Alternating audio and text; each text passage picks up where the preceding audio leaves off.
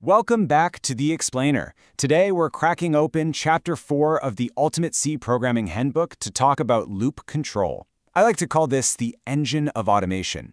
Up until now, our programs have basically run top to bottom, just making single one-off choices. But today, we're diving into the syntax and the raw code that essentially traps the computer in a cycle of our own design, forcing it to do all the heavy lifting continuously. It is a real game changer. But hey, before we spin up our loops, let's just take a quick 30 seconds to summarize our previous explainer on conditional instructions. Remember the ternary operator? It checks a condition and uses a question mark as a trigger. We write our condition, a question mark, then the expression if true, followed by a colon, and finally the expression if false. True, it executes that first part. False, it jumps right past the colon and executes the second. We contrasted that sleek little tool with the classic if-else blocks. If, open parentheses, condition, close parentheses, curly braces for the code, then else, and more curly braces. These tools are fantastic. They let our code fork in the road. But what if we want to make a choice and then run it repeatedly? That is exactly where loops come in. All right, let's dive straight into our agenda for Chapter 4. First, while loops. Then we'll break down the three distinct types of C loops: the while loop, the do-while loop, and the for loop. And finally, we'll cover how to steer and break inside these structures using break and continue. Section 1. While loops. So why do we need them? Well, the answer comes down to pure efficiency and, frankly, programmer sanity. Loops make it remarkably easy to tell the computer that a specific set of instructions just has to be executed repeatedly. Imagine for a second I asked you to write a C program that prints the numbers from 1 to 100. Without loops, you would literally have to type out the printf command for the number 1, then go to the next line, type out the printf command for 2, and do this 100 separate times. It's an absolute nightmare of repetitive typing. Loops allow us to write that instruction exactly once, and then we just tell the compiler to run it 100 times for us. It's the ultimate time saver. Section 2. The while loop. We're starting with the most fundamental loop, and the syntax here is beautifully simple. We write the keyword while, followed by our condition nestled right inside parentheses. Then, we open up our curly brace for our code block. Now here's the magic. That block keeps executing as long as the condition evaluates to true. And remember from our last explainer, in C, true literally just means any non-zero value. Once the block finishes executing its last line of code, the program doesn't just move on, it jumps right back up to that while statement, checks the condition again, and loops back through. Let's look at a concrete code example. We start by declaring an integer I equal to 0. Int I equals 0, semicolon. Then we enter the loop. While, open parenthesis, I is less than 10, close parenthesis. Since 0 is less than 10, we enter the block and execute our print statement. Printf, open parenthesis, quote, %d, \n, quote, comma I, close parenthesis, semicolon. That prints our 0. Next we hit I++, which adds exactly 1 to I. The curly brace ends, so we jump back to the top and check if 1 is less than 10. It is. So this repeats sequentially, giving us the output 0 through 9. But a huge warning here. If you forget to write that I++ step, 0 will always be less than 10. Your program will get stuck in what we call an infinite loop, and it will just print zeros until it crashes. Speaking of I++, we really need to fully understand these critical little symbols. Our increment operator, I++, means the variable I is increased by exactly 1. It's just a handy shortcut for writing I equals I plus 1. Conversely, I minus minus is our decrement operator, decreasing I by 1. These tiny symbols are literally the lifeblood of our loops. Updating our loop counter on every single pass is what eventually allows the loop's condition to become false, letting our code safely exit the cycle. Section 3. The do-while loop. Now, to really grasp the do-while loop, we have to contrast it directly with the while loop we just learned. The standard while loop is what we call an entry-controlled loop. It checks the condition in the parentheses first, at the door, and only if it's true does it let the code execute. If the condition is false from the very beginning, the code inside the block is skipped entirely.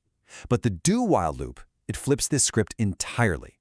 It is an exit-controlled loop.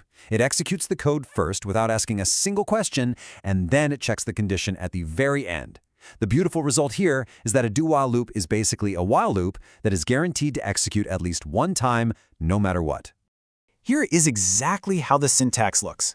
We literally just type the word do, open a curly brace, write our code block, close the brace, and then follow it with while, open parentheses, our condition, close parentheses, and a really crucial semicolon at the end.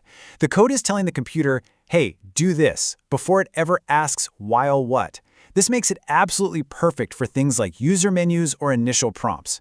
If a user inputs a 4, as you can see in our output example, this structure guarantees the code runs at least once, printing 1, 2, 3, 4, before checking if it should keep going. Section 4. The for loop. Now we get to the powerhouse. This illustrates why the for loop is so universally beloved by programmers. It takes the 3 critical components of looping that we've been discussing and compresses them into a single, highly readable line of code. Step 1, initialize. We set a loop counter to a starting value. Step 2, test. We check a specific condition. Step 3, increment or decrement. We update that counter.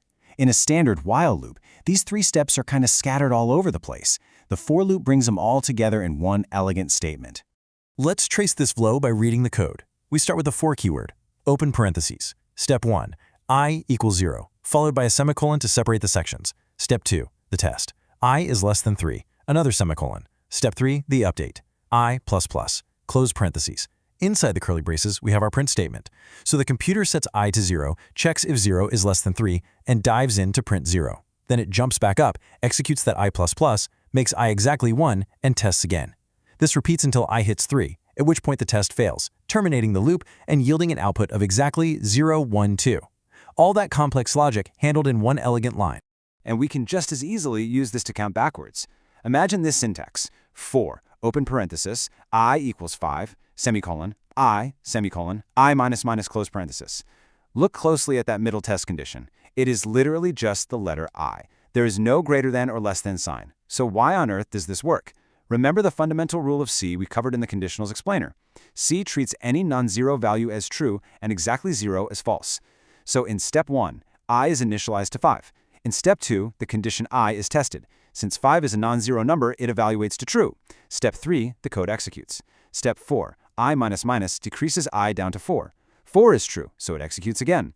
This repeats until I is decremented all the way to 0. When the condition tests 0, it evaluates to false and the loop flawlessly terminates. It's an incredibly sleek, pro-level way to write a countdown loop.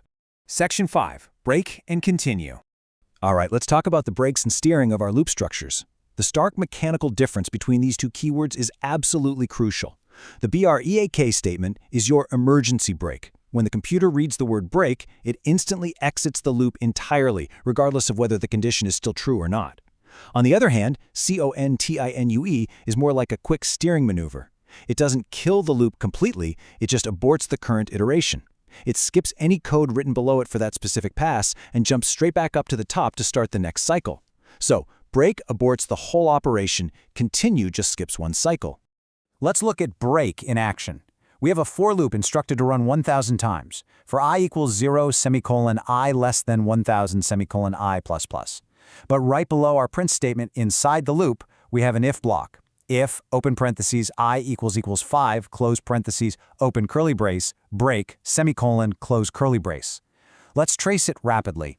It prints 0, 1, 2, 3, 4. When I becomes 5, it prints 5, the if condition evaluates to true, and it hits that break keyword. Instantly, forcefully, it is ejected from the loop.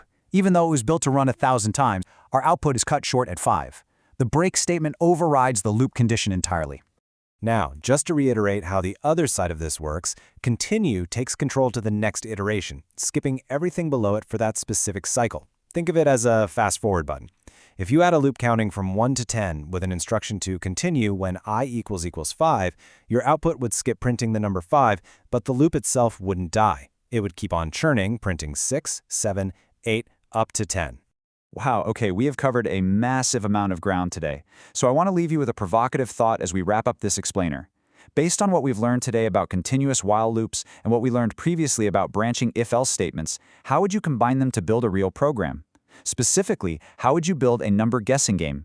Imagine using a while loop to continuously ask the user for a number, then using if-else statements to tell them too high or too low, and finally dropping a break statement in there to end the game when they guess correctly. The engine of automation is now literally yours to command. The question is, how will you structure it? Until next time, happy coding.